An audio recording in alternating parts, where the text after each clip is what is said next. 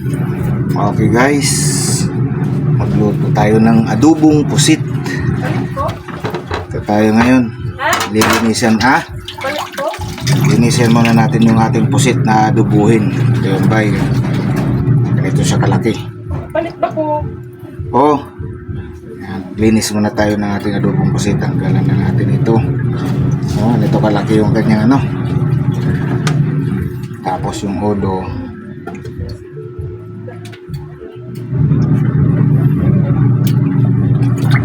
Wow.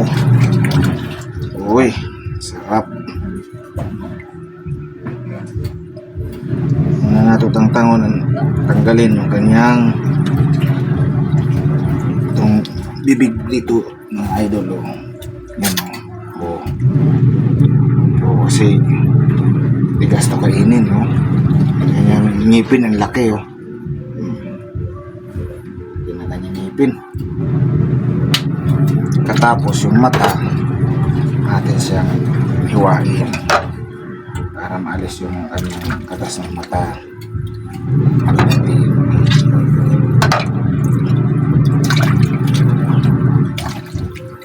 Okay.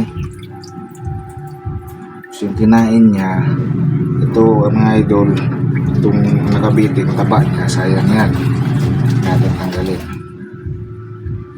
Ito lang yung kinain ng tanggalin natin.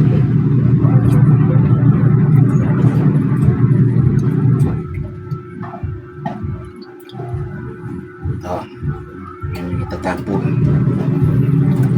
Ito na. Okay,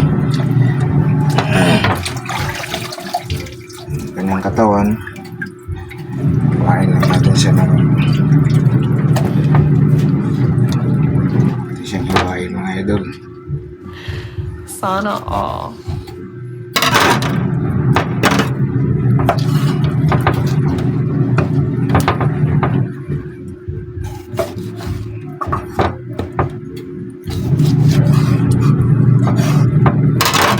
Yun, no? Ang katawan. Pamahiwa. Pagluto nito kailangan wag overcook para hindi matigas. Nice. Oh my God! Wow! Yan yung mga pakpak niya, oh. Yan, laki.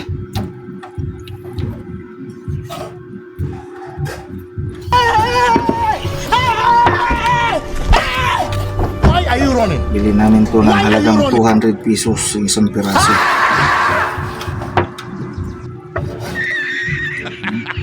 Wait for it. Here it comes. Almost there.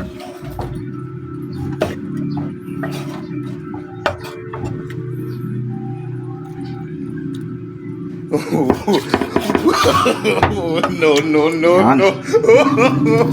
Tapos yung kanyang ulo. Tapos yung siyang pinapin.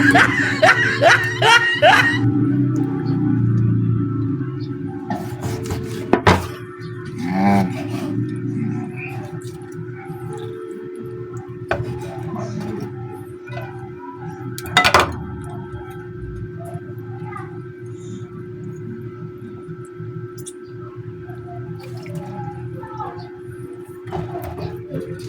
Ano?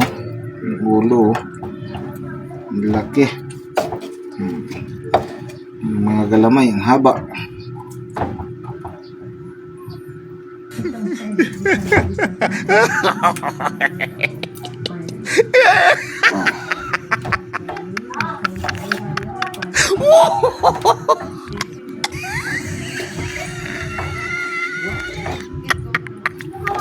Pupulos ang galamay. Okay.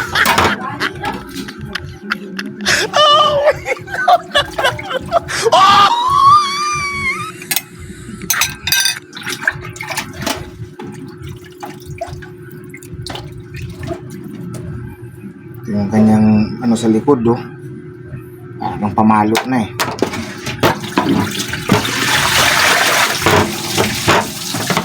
Gasan. Isang bukas na lang.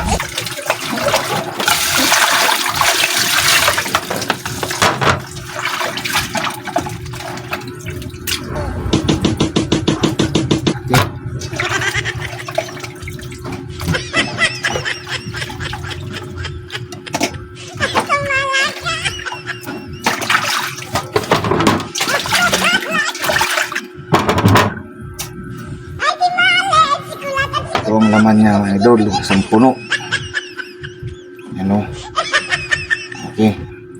Giwa muna tayo ng ating mga panglamas. Sunod, atin muna siyang i-marinate ng ating suka, tuyo at saka paminta. Para hindi na natin siya lagyan ng tubig dahil magtutubig to mga idol. Tutubig to ng sarili. Kailangan wag siyang overcook. So, yung paminta natin sinilang natin ang paminta.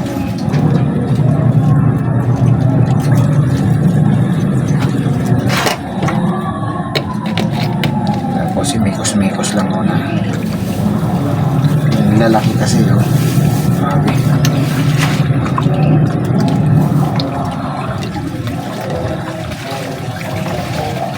Bago tayo maghiwa ng ating mga pang-ricado, marinate muna natin siya.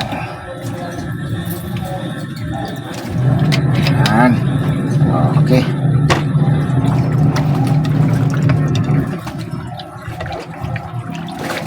Okay.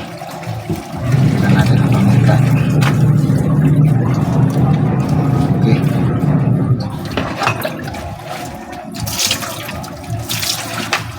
Ito na yung ating marinated. Tapos it.